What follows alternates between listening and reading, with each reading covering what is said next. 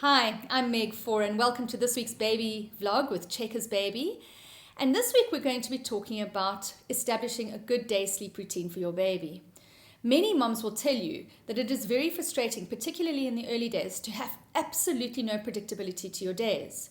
We go from being people who function in high-powered business worlds, meet deadlines and have a lot of predictability to our day, to having absolutely no predictability and no routine and no idea of what's coming next or when we can fit in a shower or simply make a meal. And so many moms at some point in usually the first 3 months of their baby's life, come to me and say, please help me establish a baby sleep routine. Well, of course, the first principle is that I believe in routines. I think routines are important. They work well for us as adults, but they work very well for little babies. They give a predictability to their day. If your baby has a good sleep routine, they won't become overtired and they won't become overstimulated. Well, they've got a much less of a chance of becoming overtired and overstimulated.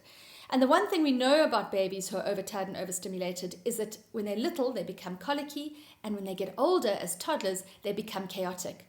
So having a good routine is something that is important, and you can avoid colic and chaotic behavior, temper tantrums, simply by having a day sleep routine. The second thing we know about routines is that babies need feeding routines to maintain their blood sugar levels. So the question is, at what point in a baby's life can you start to establish a routine? Well, the obvious being stated, toddlers need routines, that's for sure. But how early on can we start to work towards a healthy sleep routine? Well, I believe we can do it as early as about 6 weeks of age.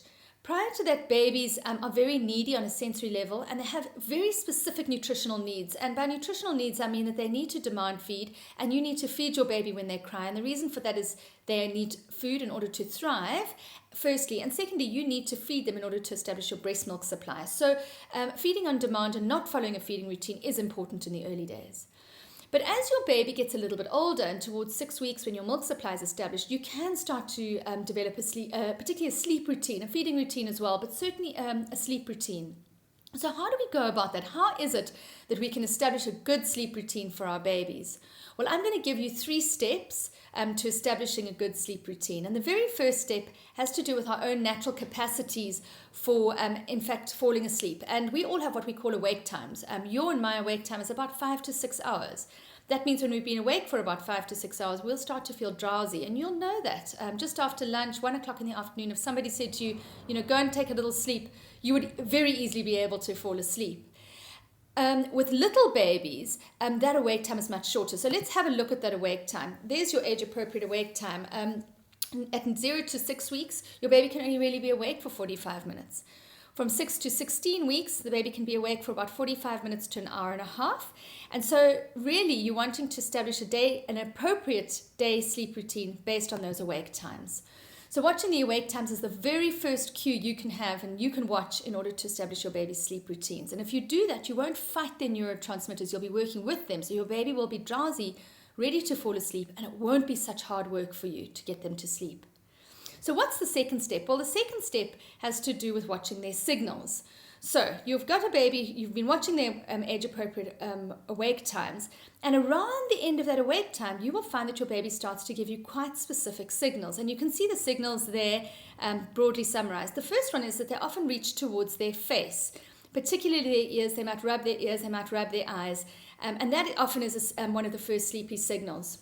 The second sleepy signal, which you saw there, is yawning.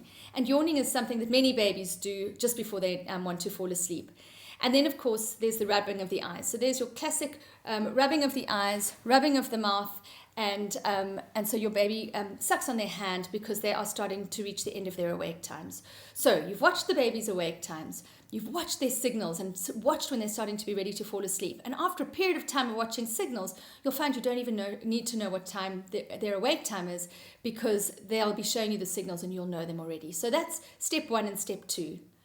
Step 3 of establishing a really good sleep routine during the day is to then settle your baby to sleep with sensory sleep cues. And those sensory cues often have to do with the midline, top right picture there, baby's hands to the midline, or the mouth, baby putting their hands towards their mouth. And that picture of that little one on his mom's lap was actually a photo shoot I was involved in, where this baby was really tired and becoming very crotchety.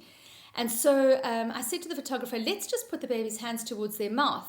And as their hands are towards their mouth, they'll start sucking on their thumb and actually fall asleep. And you can see there that is exactly what happened. The baby, in actual fact, fell asleep beautifully with his thumb inside his mouth. So helping your baby to access sensory cues to fall asleep is really, really important to establishing a good day sleep routine.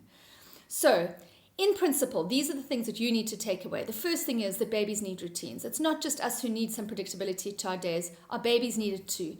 It helps our babies to be calmer and not to become overtired and overstimulated. Second principle is don't start too early, because babies need flexibility when they're very, very little. And you need to be flexible with your routines, both feeding and sleep, in the early days. However, from about 6 weeks onwards, your baby can have a much firmer sleep routine. And that sleep routine will be based on their awake times, number one, watching those awake times. And if you want that reference for awake times, you can have a look in any of the Sense series book. Step 2 is you want to be able to watch their signals and make sure that you're watching them so that you know when they're going to settle to sleep. And step 3 is find them sensory cues to fall asleep. And of course, if you're looking for other sensory cues other than the mouth and the midline, my favorite is, of course, the doo-doo blankies. So get your baby a doo-doo blankie. Often you put the doo-doo blankie in their hands and they immediately cuddle into it. And that for them becomes a very firm cue that, right, it's sleep time. I know what time this is. So watch those awake times, watch those signals, and give them a doo-doo blankie would be important. So that really brings us to the end of our vlog for this week. And you can join me right now, if you're watching this live, you can join me right now on the Facebook page where I'm going to be answering your questions for the next hour. Thanks so much. And otherwise, I look forward to seeing you next Thursday.